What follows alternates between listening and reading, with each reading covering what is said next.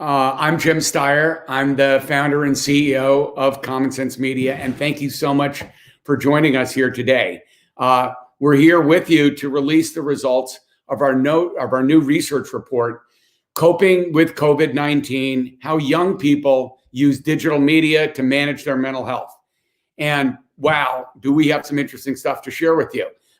As most of you know, Common Sense is the leading nonprofit advocacy organization in this country dedicated to helping all kids and families in this world thrive in a world of media and technology. And we're really psyched to share this new report with you because the findings and the implications are so important for our kids and young people across the country. I'd first like to start out by thanking our partners, the California Healthcare Foundation and Hopelab, who've helped make this whole effort a reality. I'm about to introduce shortly our two report authors, Vicky Rideout and Susannah Fox, who did such awesome work with our head of research, Mike Robb, in making this research come to reality.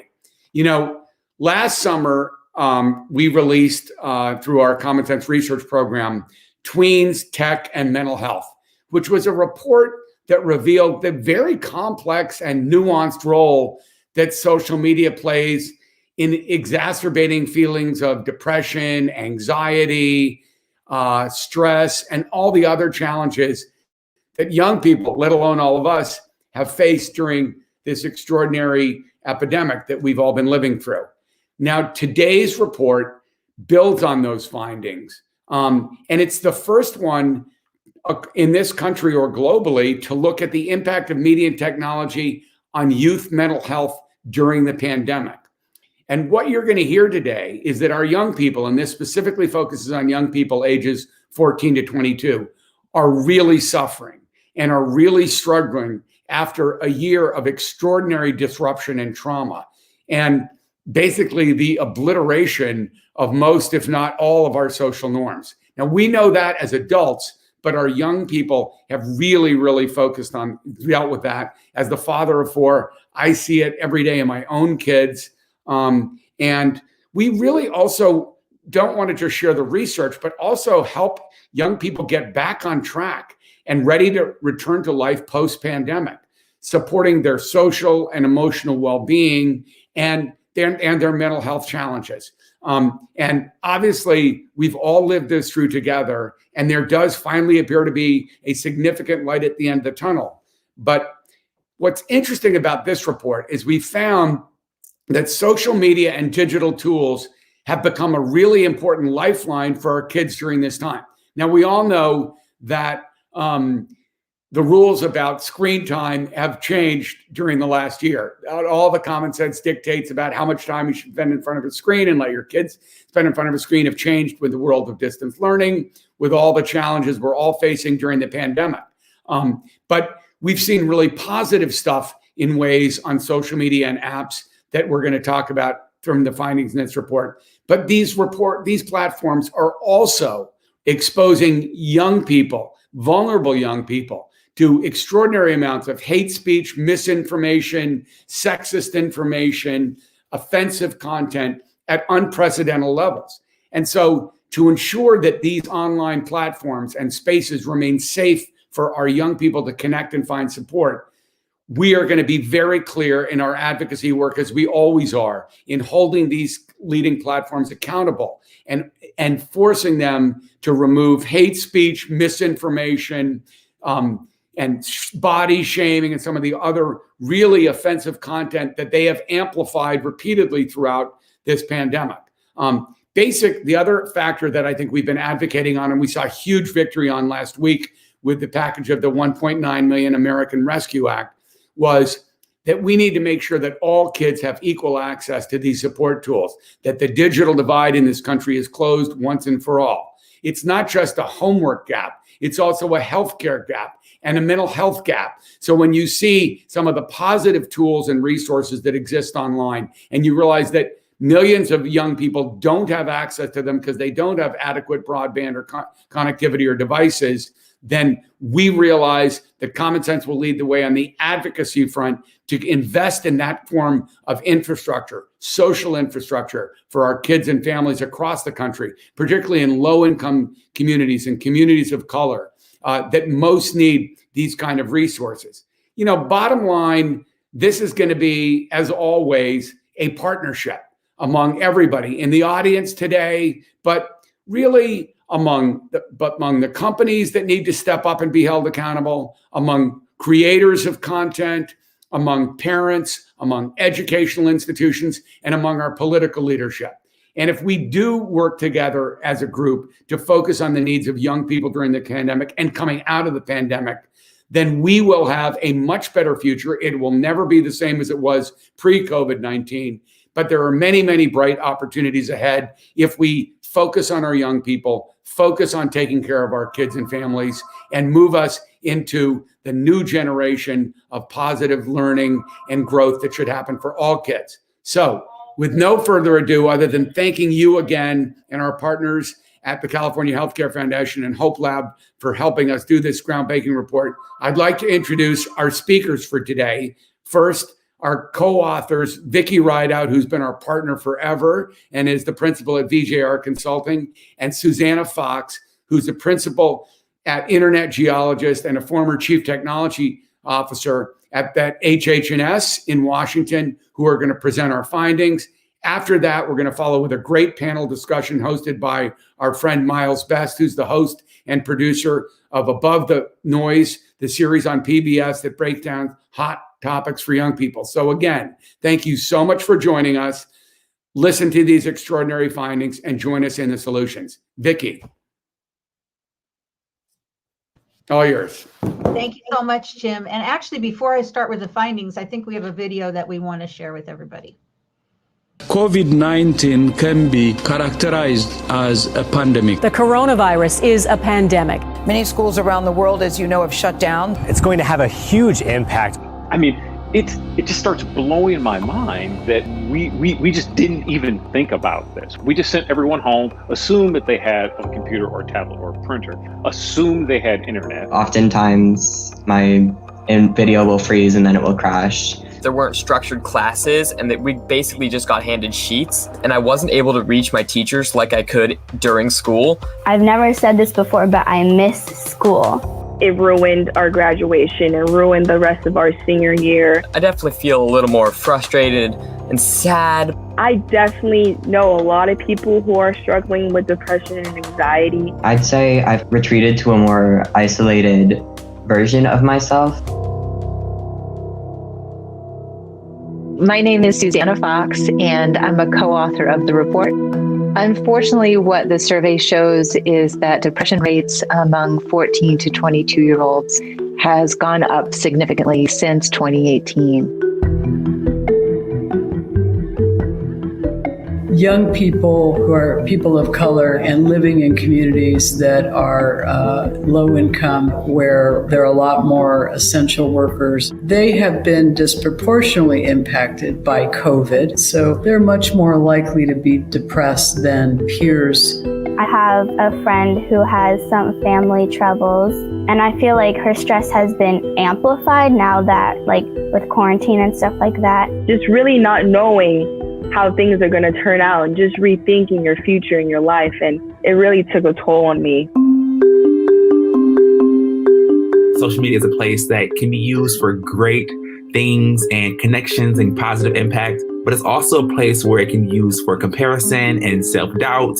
We're seeing that young people report instances of body shaming, racist remarks, sexist or homophobic comments, and that these are up slightly higher than what we saw in 2018. So even as teens go online to connect with each other and try to seek inspiration and community, they are unfortunately also finding hate. I've now taken control over how much I use social media and what ways I am going to use social media. One of the encouraging findings is that teens and young adults are proactive. They're going online to take depression screeners. They're going online to try and find that health app that they think could really help them. Nearly half of the young people studied in this report said that they engaged with a health provider online. You need to have your fingertips for the resources and tools to help you get through those tough days. Being able to use telehealth as a way to reach populations that otherwise might have difficult access. We have to support teens being aware of what they can and will see on social media and help them bolster their ability to cope with it when it exists. As this young population comes out of the pandemic, we just need to stay very attuned to what their mental health needs are. Even if it feels safer to keep to yourself, to ask for help. It's okay to ask resources. It's okay to go to therapy. It's okay to build your own personal toolkit to make you have a better day each and every day when it's hard. If you see your teen or young adult spending all their time on the phone, it might actually be that they're taking care of themselves. They are reaching out. And what we need to do is meet them where they are. And they're online.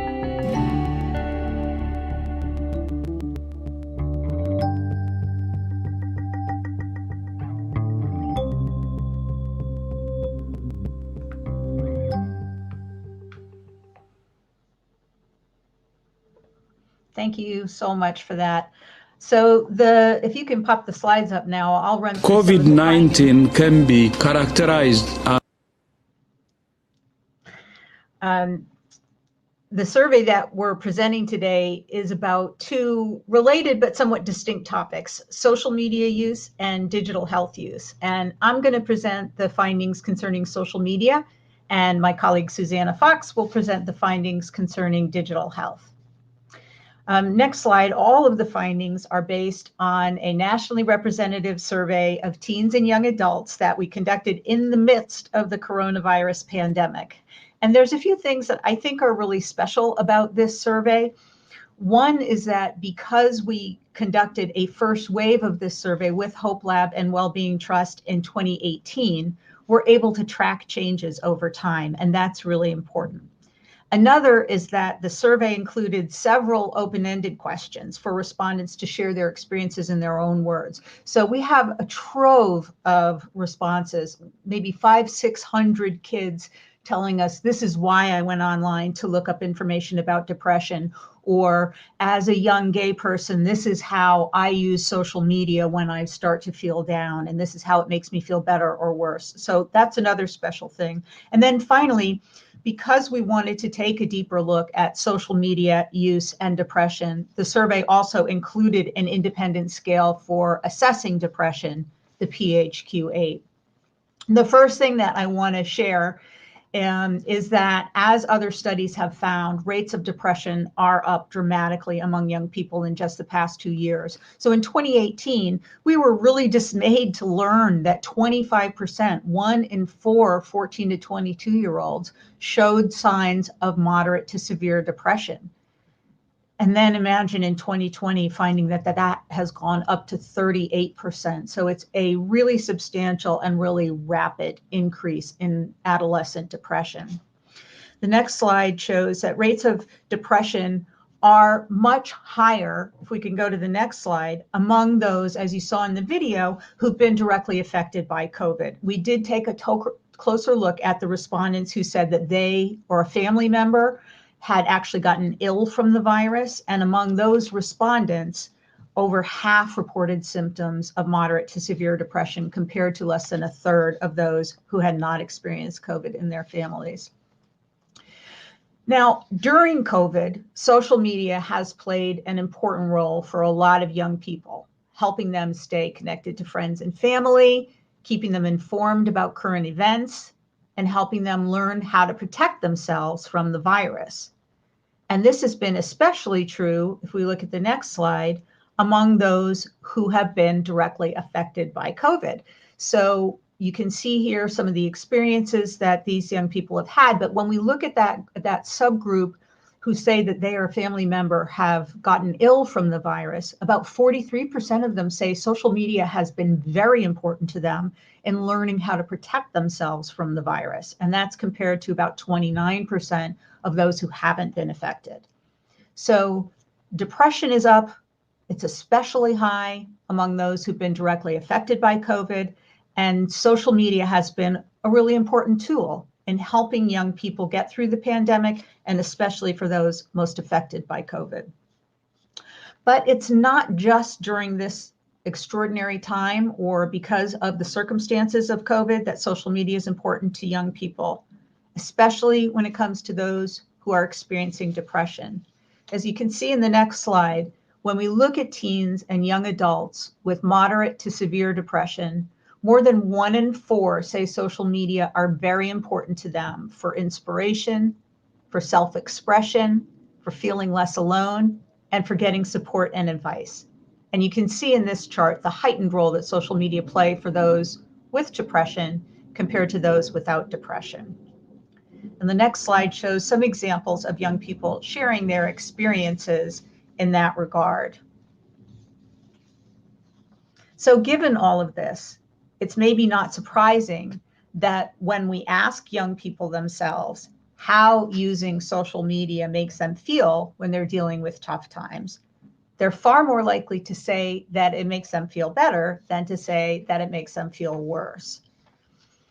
As you can see in the next slide, 43% of 14 to 22-year-olds in 2020 say that when they feel depressed, stressed, or anxious, using social media usually makes them feel better, compared to 17% who say it makes them feel worse.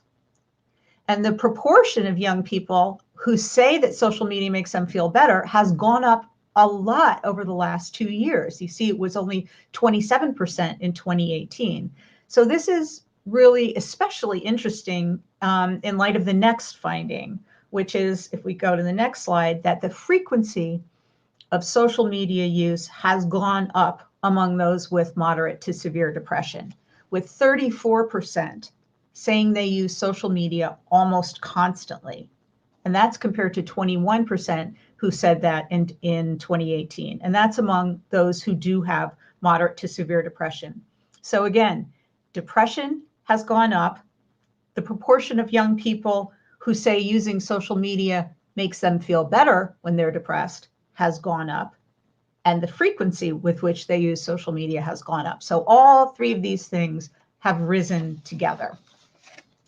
Now, there's a big debate going on, if we can go to the next slide, about the role of social media in young people's depression. And this survey doesn't offer any evidence one way or the other about whether there is a causal relationship between social media use and depression, and if so, which way it runs. Some people say social media is what causes young people's depression. Others think that young people with depression just spend a lot of time mindlessly scrolling through social media. But I think this research raises a third possibility, which is that many young people who are experiencing depression, whatever the cause, are purposefully and proactively using social media to help address their own mental well-being and their depression. Now, if we go to the next slide, though, I do want to talk about one important subgroup of young people. A very small proportion of the respondents in our survey displayed symptoms of severe depression. And with such a small sample size, it's really not possible to draw any firm conclusions about these young people. But we really did see some warning signs that for this small group, social media plays a really outsized role. It's way more important for inspiration, support, and connection as it is with the young people whose quotes you see on this screen. But if you go to the next screen, it is also more likely to make respondents feel more anxious, more lonely, and more depressed. This is, again, among the subgroup of young people who are experiencing severe depression. So whether we're thinking about the positive or the negative effects of social media, its impact on those at the highest levels of depression is something that I think deserves special consideration and more study. And then finally, to the next slide, the last point I want to make concerns hate speech, which again, you heard about in the video. As much as young people are finding inspiration and support online, they're also being exposed to a tremendous amount of hate speech. And our tracking data on this among teens finds that a substantial number say they are often exposed to homophobic, racist, and sexist content online, and that these rates have gone up substantially over the past 2 years.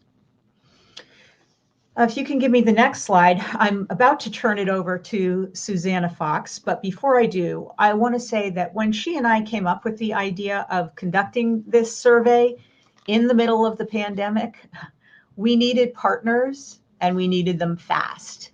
And it was really Catherine Tier and the California Healthcare Foundation who gave us the foundation of support that we needed. So we owe her a special thanks. Margaret Laws of Hopelab was right there with us, having spearheaded this study in 2018, and we thank her. And Mike Robb and Alana Peebles and the entire Common Sense team, they just mobilized and jumped in full steam ahead on this project with us, and we are really deeply grateful. So finally, I just need to say that there is no better research partner in the world than Susannah Fox, and in the interest of time, I'll leave it at that and turn it over to Susannah. Thank you, Vicky. I really appreciate this chance to share the findings, and we can go to the next slide. As Jim mentioned, the internet is a lifeline for all of us who are stuck at home and worried and trying to figure out what to do about all of the health challenges that we're facing. Teens and young adults are also going online to search for health information. 85% say they've looked online for health information of any kind. And of course, COVID-19 is the top search. A couple of interesting trends looking at the differences between 2018 and 2020. Information about fitness and diet have decreased in the past 2 years, as have searches for sexual health information, things like birth control and STDs and pregnancy. Teens and young adults are less likely to be searching about those things now than they were in 2018. We can go to the next slide.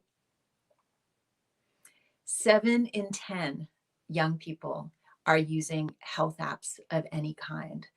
And what's really interesting here to me is that they are finding tools to help them manage this challenge of being at home and managing their depression and anxiety.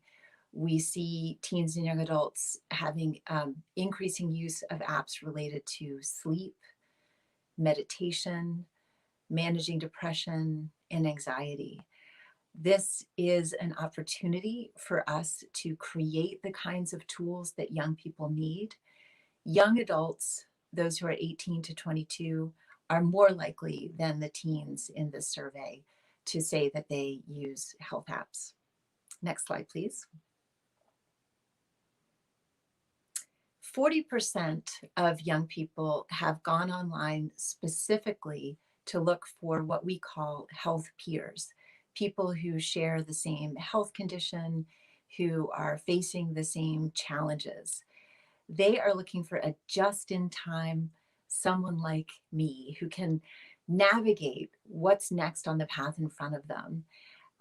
It's one of the findings that I'm really intrigued by because people are seeking connection. They may be stuck at home, but they're able to find community online. Over half of LGBTQ respondents said that they had gone online specifically to find someone like them. Next slide, please. Nearly half of all young people have used digital health tools to connect with providers, and the vast majority, 86%, say that they found it helpful. Of those who have not yet connected with a provider online, 45% are either very or somewhat interested in doing so. Only small percentages express concerns about confidentiality or privacy. Next slide, please. Young people with depression and those at risk of substance use problems are especially interested in pursuing online connections with providers. For example, 6 in 10 young people who are experiencing moderate to severe depression say they have connected with a health provider online, compared with 37% of those who do not report symptoms of depression. Now, these findings reflect overall trends that we're seeing in the industry, but they add granularity and detail that we think could strengthen advocacy for making telehealth a permanent feature of the American healthcare system, particularly for mental health care. So these are just a few highlights from our study. The full report is available online. And now I'm going to throw it over to Myles to lead the panel discussion. Thank you so much. So I'm going to, first off, thank you for introducing me. That was a lot of amazing information. And now I'm going to introduce our panelists. First, we have Dr. Danielle Ramo, Senior Director of Research at Hopelab. We have Dr. Sandra Hernández, CEO of California Healthcare Foundation. And we have Adriana Allman, our youth contributor from Ann Arbor, Michigan, if I'm not mistaken. So thank you all for participating and being here and taking the time to be with us. Thank you. Yeah, thanks. Nice to be with you, Myles. Awesome. So, I mean, kind of just jumping right into it. That was a lot of amazing information, am I right? So just kind of going back a little bit, what concerns all of you about like the levels of depression that we were seeing from all these different groups? Well, maybe I'll start. You know, I think, Myles, important to realize that this information is being taken at an extraordinary time, right? We're in the middle of a pandemic. And if you think about the numbers of families who have had anybody come down with COVID, and the necessities to quarantine and to isolate, really, you know, all of us, adults, young people, are in a very active learning mode. But I think what was really valuable for the findings of this study is really to understand how adaptive, in many ways, resilient young people are to go and find peers, to go and find information about COVID and to understand it and to understand what it means for their families and for their peers. It's just an extraordinary time and I think very valuable information. And these are young people who now are using telehealth as a means to access relevant information for them. And I think that puts a tremendous amount of onus and responsibility on those of us who are trying to promote telehealth to make sure that those tools and capabilities are widely available to our young people. Yeah, and I'm happy to also share a little bit about what struck me around depression and mental health of teens in this report. You know, a lot of us who are focused on adolescent mental health have been watching depression rates for many years. And we see that teen depression, especially among teen girls, has been rising for the last 10 to 15 years. Certainly before the pandemic. So that was something we were watching and concerned about already. And what struck me with this report, looking at rates of depression between 2018 and 2020, is that we see the pandemic has really affected teens hard around depression. This isn't something that we were extremely surprised by. We knew that teens were adversely affected by needing to shelter in place, by missing out on important aspects of life, and by connecting with people, and social development during the teen years is so immensely important. One thing that this report really did highlight is a couple of important subsets of teens that we were already watching and thinking about around mental health. So for example, teens who identify as LGBTQ+ did show high rates of depression in this report. And those are teens who might not have as supportive environments in the home under shelter in place. Plus, those who were directly affected by COVID-19 in their homes were also more likely to say that they were depressed, and this is quite understandable. So what that means is that we need to support teens finding resources to get support, to understand how to use online environments to support their mental health directly. As Susannah and Vicky shared, this is something teens are looking for and hungry for, and especially in cases where their homes aren't able to support it, online environments can provide a particular opportunity for teens to support their mental health. And I'll just tack on to that. I do believe what struck me most about this study was the variety in which certain young people experience mental health and that relationship online. I've seen, even with just my friends, a whole range of people who use it as a lifeline. and others who really are addicted and can't get themselves off but want to, and then individuals who unfortunately, this erodes their mental health a lot. So you see this wide variety within the research study. But one thing to note, specifically with my own personal experience, is that within each individual person, there are various experiences with social media. So for me, when I first went on to social media back in middle school, high school time, I definitely wanted to be part of the quote unquote in crowd. So I just did as they did, which was, based on how many likes you got, how many followers you got, making sure that what you were curating and posting was going to be in tip-top shape. And since the pandemic, I've really made an effort to try and have my online self and account reflect more of who I am truly and what my reality is and what I hope for and what I'm interested in. And you are seeing that as well. We as a generation, Gen Z, are very resilient in the face of these types of challenges and crises. And we're trying to find space online where we can feel seen and heard. And there are some, out on the internet, but there are also a lot of hateful messages and, hate speech online as well that we need to navigate and we need to, essentially eradicate as well.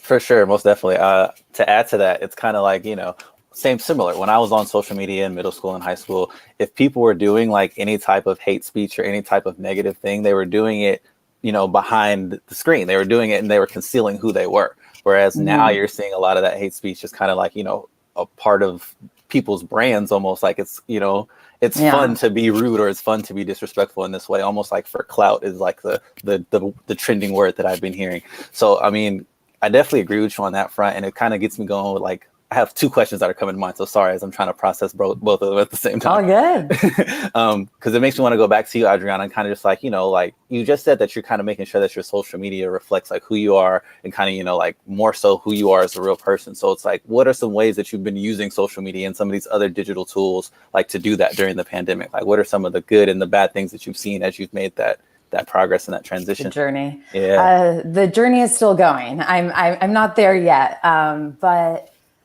I would say that at the beginning of the pandemic, it's been a year almost to date. I felt a lot of anxiety, as many people did, with the uncertainty of the future and what was going on with our world. And I took that anxiety and kind of funneled it into scrolling pretty aimlessly on social media, just as a way to distract from kind of the uncertainty and unknown inside.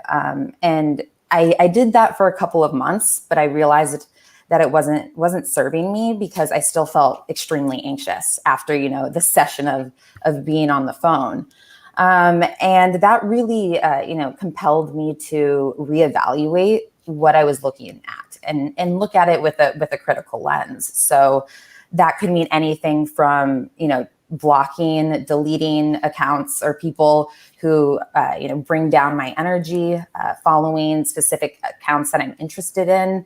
I'm really interested in yoga and meditation, which has helped me tremendously with my own mental health recovery. So focusing more on those companies and individuals has made it a better experience and has made me feel less anxious when logging on. For sure. And, a lot of the work that I do, it's like I'm constantly interacting with young people, whether we're trying to, get topics from them or just gauge where they're at, kind of just how they're feeling.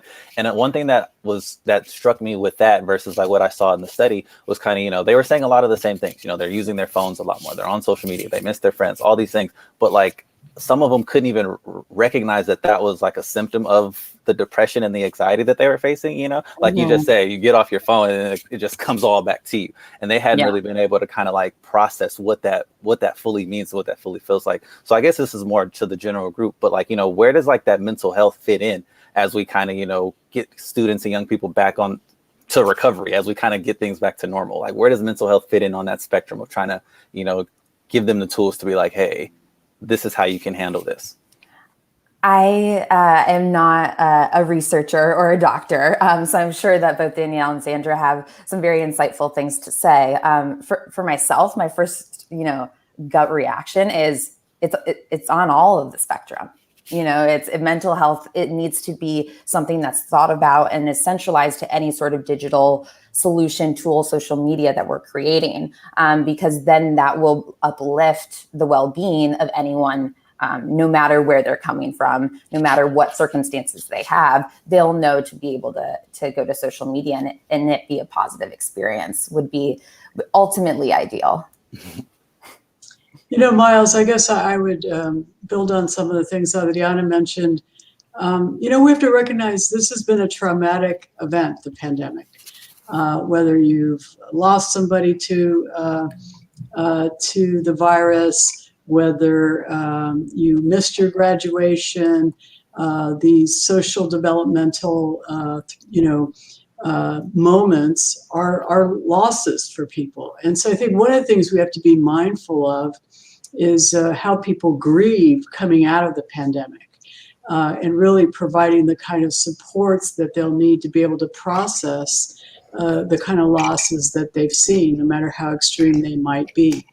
These are adverse events that these young people have experienced, and so supporting them to talk through those, to understand them, to put them in perspective, and really to find the resources that allow them to work through that and be able to reemerge from our shelter in place and begin to create social environments for themselves that do promote mental health and well-being. And I think there's been a lot of attention to anxiety and depression, as this survey clearly shows. And even though there's a range of reactions to it, coming out of the pandemic, I think we're going to need to be very mindful of how we support the range of loss and grieving that was quite legitimate, situational, in reaction to what all of us have experienced over the last year. And so I think it's really important for us to continue to have these conversations, to collect the research, to understand what the tools are that are most helpful, most supportive, even while we have young people come back out of shelter in place, re-engage, and really work through the trauma of the last year. One thing that's really nice about what we do know, and I'll be honest, we don't know everything, right? As Vicky said, we can't know exactly whether social media is causing depression or whether depression might be changing how we use social media. But regardless of that, young people are using social media more than ever to explore their social worlds. For a lot of young people, social media or video games or other online environments may be the only way they're connecting with peers right now. And so we can support ways for young people to use those environments to promote their mental health. So regardless of whether they're clinically depressed or anxious, we know some things about how to improve interactions so that it helps them feel good. So Adriana talked about doom scrolling, just mindlessly going through social media and noticing that that wasn't making her feel very good. We indeed know that that is not only generally not likely to be supportive, but for those who are depressed or anxious, seeing what environments other people have, looking at other people's feeds or TikToks might make them more likely to be self-critical or compare themselves to others. So if we can talk to young people about going deeper, about using social media for creative expression, for understanding something they're going through, for reconnecting with peers that they haven't necessarily seen in a long time, rather than doing things like doom scrolling, we can very immediately support connecting around that universal grieving that Sandra talked about and help young people come out of this pandemic in a way that yields a slightly brighter future. For sure. And I mean, yeah, kind of it's like, is it a chicken or an egg? You know what I mean? Like, what That's came right. first? You know what I mean? Like, is it the depression? Is it the social media? Like for me on my personal feeds, I feel like it's kind of both. You know what I mean? It's happening like simultaneously. Like I see people, you know, using social media as a way, and like there's this level of like self-deprecating humor that I see a lot of people doing, where it's kind of like, haha, I haven't been able to get out of bed for 8 hours. Yeah. Haha, I cried after sending one email, and the people kind of like high-fiving, like, me too. You know what I'm saying? And it's kind of like that's kind of one of the ways that I've been seeing a lot of young people cope. But it kind of gets me thinking, you know, we often talk about social media in this way, right? Where it's like, oh my God, it's this addicting, this lonely place, this thing that kind of just ruins your self-esteem. But the study itself shows that like there's other ways that we can go about, you know, making it a positive place for teens and young people, a safer place for teens and young people. So can we kind of get at that, like, we've kind of been speaking about it, but can we talk about that nuance and kind of like what that means a little bit and how that manifests? Yeah, I mean, one of the ways young people are acting on social media, as Susannah shared, a sizable portion of the young people studied in this report are looking online and in social media directly to find people with similar conditions to them. And that might be conditions this morning, not being able to get out of bed. They're finding solace and community and connection among sharing the intensity of this time with their peers and with others. And many of them are also looking for direct help, whether that be in the form of apps or mental health focused resources, coping skills, and therapy.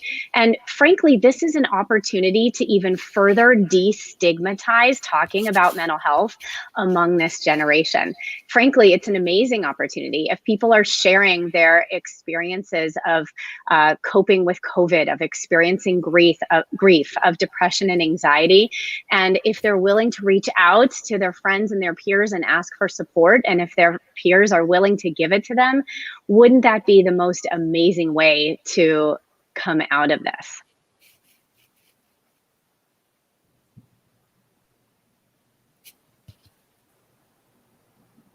I thought both of you were going to say something, but it's okay. Someone knew like unmute and then mute again, so I wasn't sure. I saw that. But I mean, it also makes me think, because, you know, it makes me think like, what responsibility do these apps have? You know what I mean? It's like I go on TikTok and I'll go on a Twitter sometimes and I'll see, and it'll be good, and then sometimes it won't be good. But then it's like, if I'm going to the more mental health apps, or, you know, something that helps me get my breathing under control, or a place where I can journal, or, you know, like the Headspace or whatever these apps are. So it's like, what responsibility do these apps and do these products have for these younger groups and these vulnerable populations to take advantage of this opportunity that we're in? Good question. Well, you know, Myles, Jim in his opening remarks talked about how important it is to hold these companies and these social media platforms accountable. And I think that's just a really incredibly important point. You know, the country's going through a racial reckoning, right? And this has also happened quite intensely at the same time that we've been in this pandemic. And whether, you know, it's hate speech, or it's deliberate misinformation, or it's promulgating myths, I do think it's important for us as a matter of policy to really think about the accountability for the things that are not true, the things that are blatantly racist, blatantly homophobic, blatantly sexist, etc. I think these are important tools and important platforms, as this study has clearly shown.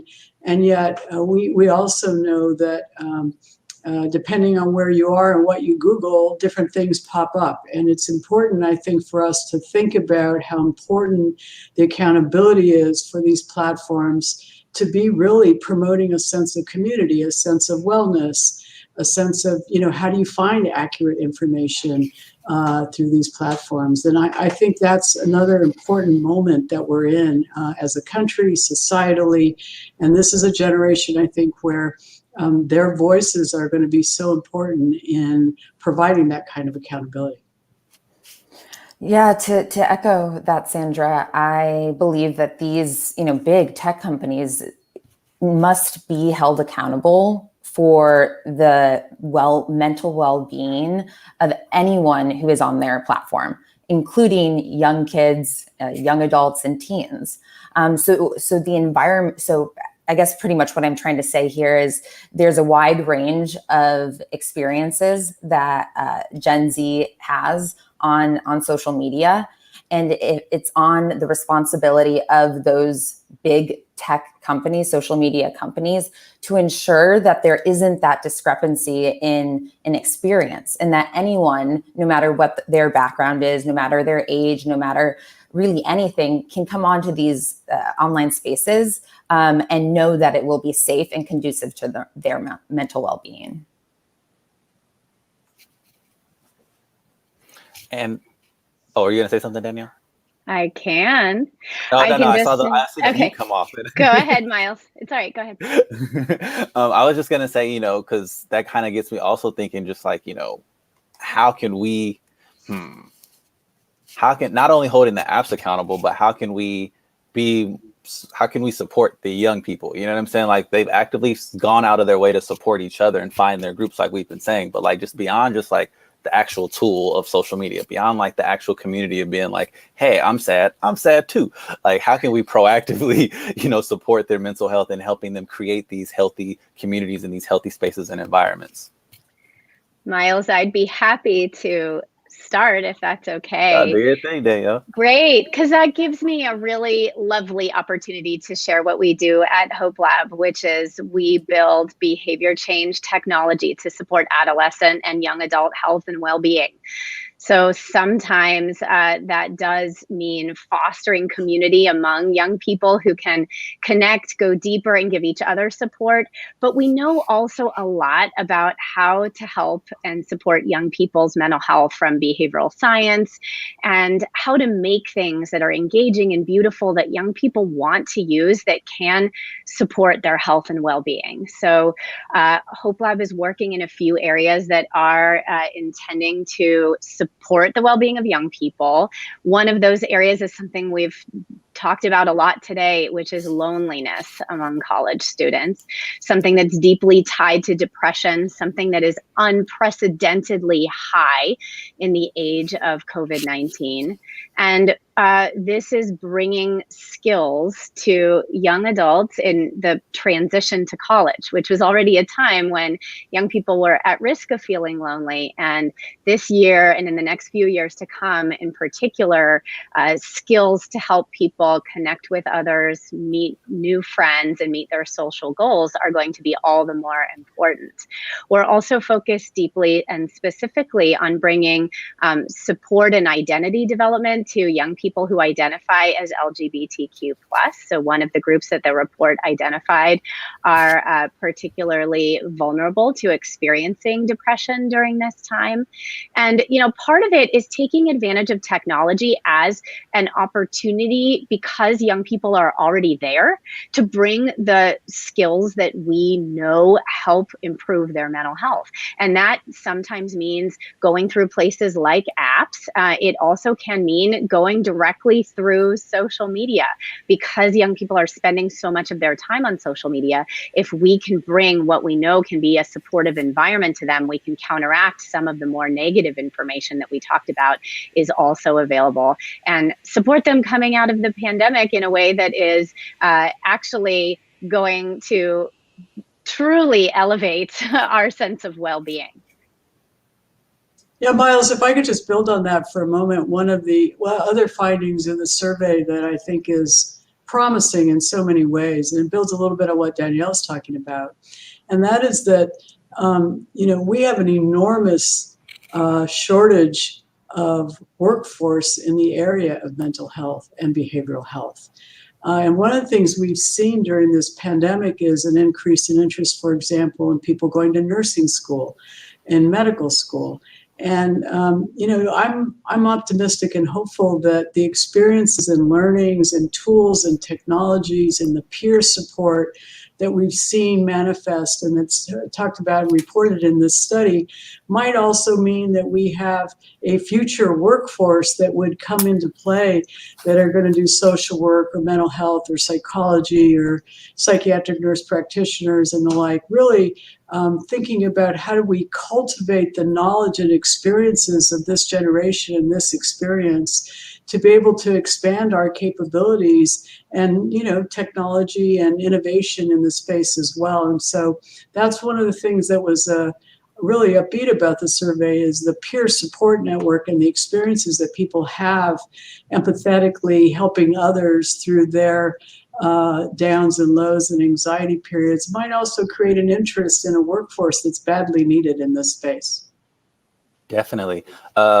Awesome points. And I wanted to remind the audience out there that, we are taking questions. So if you all have questions, you can throw them at us and I'll do my best to, read the ones that come up, and yeah, we'll go from there. So I feel like there was a question that was supposed to be coming up, but there it is. So this is from Elizabeth Roche. This is excellent, and thank you. What impact will the teens' openness to online healthcare have on the future of telehealth and, as a result, the future of healthcare? Sandra? Yeah, Myles, it's a great question. There's a lot of interest today in how healthcare looks differently post-pandemic. And that's certainly true in the behavioral health. Danielle and Vicky mentioned, I think earlier, it's also destigmatizing to be able to use it, but it makes healthcare so much more accessible. If you live in a rural area and you need a specialist in some particular area of medicine, technology and telehealth and telemedicine really can provide a lot of that capability. Tools and technology that allowed us to do things in the home that before used to have to go and wait in a clinic to be able to do. And so I think the pandemic certainly has accelerated telehealth and telemedicine as a tool. And generationally, given the information we heard from this survey, people are really open to that. And it does make it more accessible, more on your terms, more in your time, more when you need it, and less about coming to, a 12-story building to get whatever it is that you might need that could better be provided through telehealth and telemedicine. So we see it as an important tool for accessibility, for destigmatizing people who might be hesitant to walk into a mental health clinic or the like.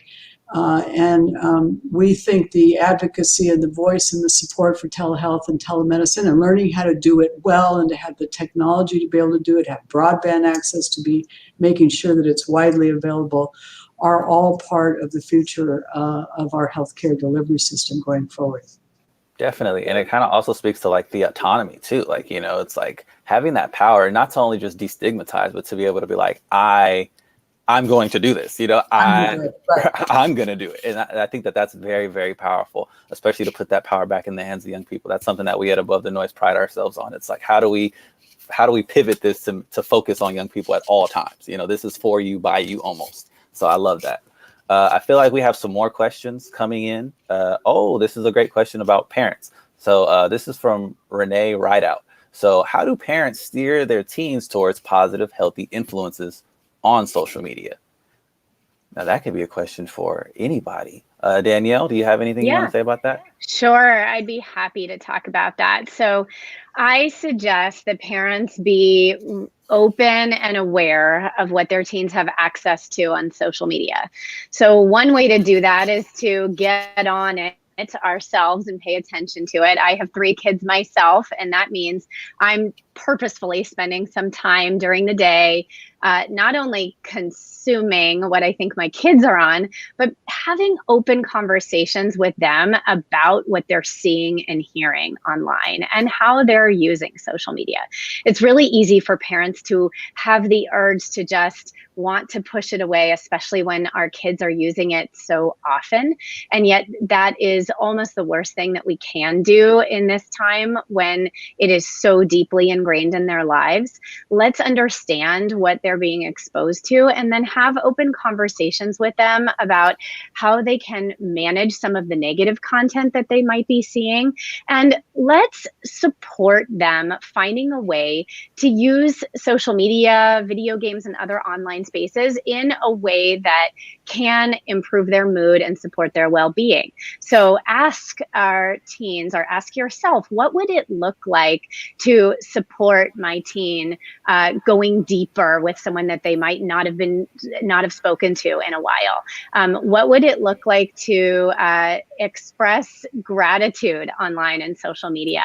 How can my teen use, let's say, private messaging to connect with someone in a way that would help them feel better? And there are lots of specific strategies around how to do that that are such an easy lift, we'd be surprised. So I ask people to think about what they could do today that would help support their teens' well-being, and try something you haven't tried before.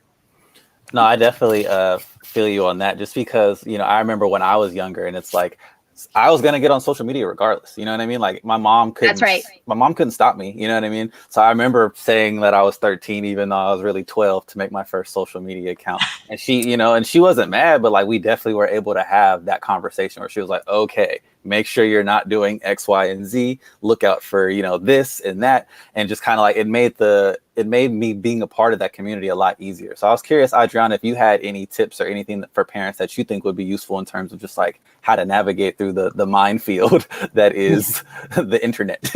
Of course, it's not easy. I can tell you that.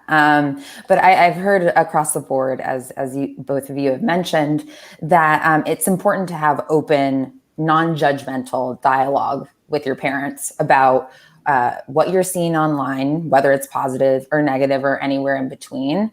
I think, at least in my experience, you know, parents can make assumptions of what's going on, positive, maybe negative, but actually isn't what the individual, or me, for example, is feeling at the time in my relationship to social media. So again, having these open conversations about what's going on, and then how can we improve it to boost your mental health, I would imagine would make the parent, you know, child relationship stronger, but then actually make the experience online 5 times better. Definitely, wholeheartedly. And this also, you know, as we're talking about parents and just like, you know, the adults in these young people's lives, what about the role of teachers, you know, like in school as a place to help support students in their mental health? Go ahead. I can speak to a little bit about more higher education. I graduated recently from the University of Michigan, so I was there, and I have to say that I hadn't had many good experiences with professors or faculty about my own mental health concerns. At the beginning of college, I went through a pretty severe mental health crisis. And thankfully, you know, there was a support system in place, my family, some of my peers. But the people who really played a big role in my success at college were my professors. And a lot of them, when I would vulnerably disclose the way that I was feeling and what was going on, I often was met with, oh, you must just not be trying very hard, or, oh, it seems like you just need to, you know, manage your time better. I don't get it. And when you hear that from people who you look up to, or adults who, you know, kind of determine your grades for this semester, it's very difficult. And it further degrades and erodes people's mental, you know, well-being. So I think it's really important that universities or schools have trainings in place for professors and teachers so that they can see the signs of potential mental health issues, and then know how to talk about them to that person, and then know how to refer them to the proper resource. Yeah, and just keeping it at the higher education level for one moment, because Adriana was talking about something that was a major crisis before the pandemic, which is access to mental health support for college students. So to give you an example of the crisis, one large national survey showed that there was one counselor available for every 4,000 students at many large universities in the United States. This puts professors at an adverse responsibility in place to be supportive, and they're often sort of the first line, as Adriana was mentioning, around hearing about and understanding the need for mental health support among college students, and they're not always prepared to deal with that. So, as telehealth becomes a bigger part of the college campus experience, as we come out of the pandemic and there are more digital mental health resources available on campuses and to young people more broadly, I think both college professors and teachers at all levels will be able to have more tools to refer and support to young people when they hear about struggles. I think the other challenge around things like social media and video games, especially for younger adolescents, is that teachers are also charged with supporting a balance of healthy social media and technology use, and they're trying to use technology to inspire and support students' learning, and they're dealing with distraction, whether it be during the online class time or in challenges with things like getting homework done, and also challenges in access to technology that have meant that a lot of students aren't able to keep up with what has been necessary to learn in a healthy way this year. There are major challenges there, especially among low-income communities who might not have as much access to technology. So, teachers have a lot of responsibility coming out of this pandemic, and I believe that the good news is we will have more resources for them to use to recommend and support mental health of young people. We are here to help. I think a lot of the organizations represented here and the research is here to support teachers, and we'll keep learning more. Yeah, Myles, I would just add that this is also an area where we need a lot more research. Teachers, just like the healthcare industry, went from a Friday in classroom to a completely online situation. And we really need to understand the tools that they need to be effective in all the roles that we expect them to play, so that they know which apps, which tools, where to direct students, how to assess folks, even while they themselves are learning completely new technologies and capabilities to be able to reach students during this time that we've been in shelter in place. So I think there's just a lot more research that we have to do to really understand the role of these important adults in young people's mental and physical well-being. Definitely. It's an ongoing process that might not ever really end. It's a moving target. So it's kind of just a constant learning experience, which is, part of the fun of it too. Also, it's kind of just like, wow, I'm always learning something new. I feel like we have some more questions from the audience. Okay, this is from Justine. What does a good balance of social media use and in-person interaction, post-pandemic for kids and teens look like? Is it necessary to encourage more offline communication with peers? I'll direct that to Danielle, because I feel like you kind of touched on that a little. I'm happy to start, and I'd love to hear what the other panelists say as well. I think about this quite a bit, especially among my own children in my home. And broadly, we are going to have to learn a new way to connect as we come out of the pandemic. For a lot of teens, that will mean encouraging offline interactions in a way that we didn't necessarily have to before. A lot of young people already had many ways to connect with their peers, of course, in person and at school, and through things like extracurricular activities that they might be a little more hesitant to go back to because they're wound back inside. So what I do think on average we'll probably need to support encouragements around offline interaction. I'll give one basic example. If young people have been actively connecting with their peers through playing a lot of video games during this time, we might need to support support and make more of an effort to encourage them to go outside and connect with peers in a different kind of a way. Now, that doesn't mean that video games are bad or that effort that we're going to have to expend isn't worth it. Frankly, it's something we're all going to have to do. I think it comes a little bit more easily to adults who have been have a lot of time before the pandemic to see how we connect with others in person and who didn't grow up as digital natives. For younger people, it might take a little more effort, and it's definitely worth that effort. So there isn't an immediate right answer to the what is that balance, but if we can encourage balance in all forms of technology and media, that will help kids come out of this pandemic more socially connected and with greater well-being.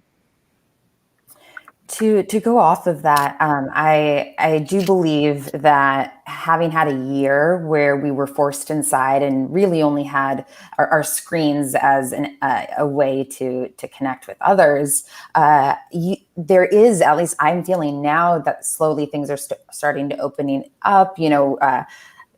Obviously still wearing masks, but being able to see friends outside. I do experience this social anxiety that I have honestly never experienced before, because of a year's worth of me being so anxious about what is going on in the world, but also with what's going on, internally.